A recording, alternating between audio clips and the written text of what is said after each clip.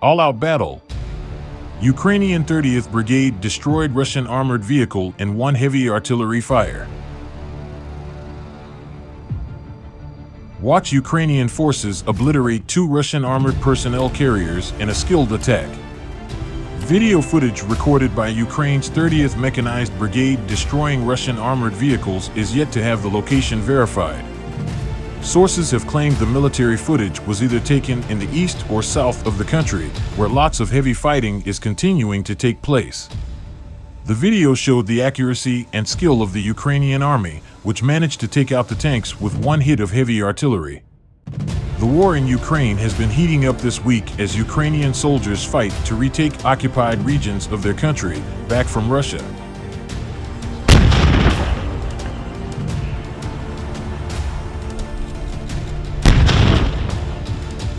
The video shows a Russian armored tank in a large unidentified field. Ukrainian troops locate the tank and begin to take aim before launching and detonating a weapon that precisely hit the tanks with one shot.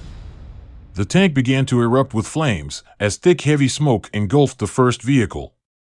The second tank was hit by Ukrainian forces and left to burn in an open field, causing a thick black cloud of smoke to continue to rise out of the top of the vehicle. Dr. John Callahan told media, "I think that the scale of Russia's losses is shockingly more than they ever expected, obviously.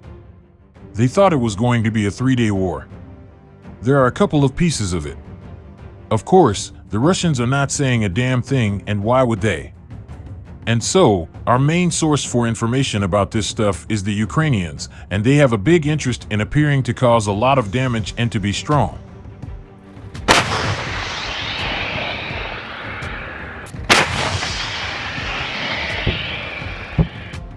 Meanwhile, Russian troops have been filmed desperately fleeing a barrage of Ukrainian missiles as they are forced to abandon their tank. In footage released on social media, a Russian BMP-2 infantry fighting vehicle in the vicinity of Izium, Kharkiv Oblast, is seen speeding along a dirt track as Ukrainian missiles chase it down. The tank tries desperately to hide beneath some shrubbery, almost toppling over as it crashes into a building in its attempt to find safety before a barrage of missiles falls on the site.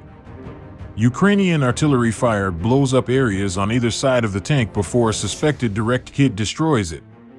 As the reality of the situation dawns on the Russian soldiers, they are filmed fleeing the scene, frantically running up a dirt path away from the bomb site.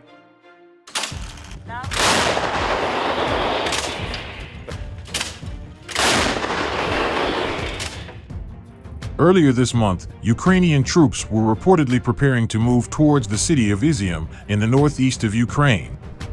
Ukrainian presidential advisor Alexei Arestovich said in a video address posted to YouTube that forces were advancing very successfully in the northeast regions. And Ukraine claimed to have recaptured the Russian-occupied village of Dovhanki on its route to Izium, which is roughly 26 kilometers further north. Mr. Arestovich said, "The situation is very interesting. The Ukrainian army is advancing very successfully. Attempts by Russia to regain the lost ground were not successful. Ukraine may encircle them."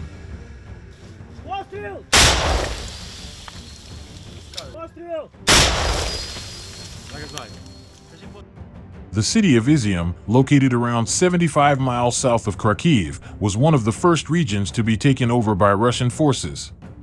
Chief spokesman for the Russian Defense Ministry Major General Igor Konashenkov said that forces took Izium on March 24th. He said, "By the morning of March 24th, units of the Russian army had completely taken control of the city of Izium in the Kharkov region. But Russia has of late been struggling to retain territory as they suffer a stretching of forces from the northeast down to the southern city of Kherson on the Dnipro River."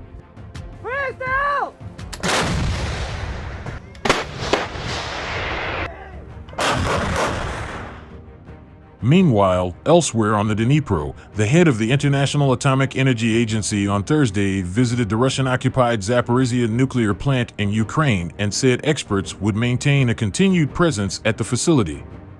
Rafael Grossi, who visited the plant for several hours, also said he would continue to worry until the situation at Zaporizhia had stabilized. Both Russia and Ukraine say they fear a possible radiation disaster as a result of shelling that the two sides blame on each other. "We are not going anywhere. The IAEA is now there. It is at the plant and it is not moving. It's going to stay there," Mr. Grossi said. "We're going to have a continued presence there at the plant with some of my experts."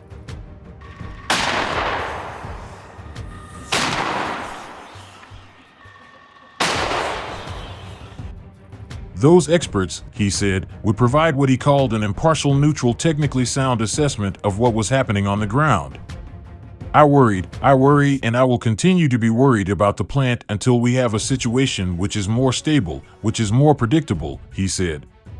The nuclear power plant at Zaporizhia is another territory that was quickly captured by Russia following their invasion on February 24th. Ukrainian President Volodymyr Zelensky has recently warned that a radiation disaster at the plant is a constant threat.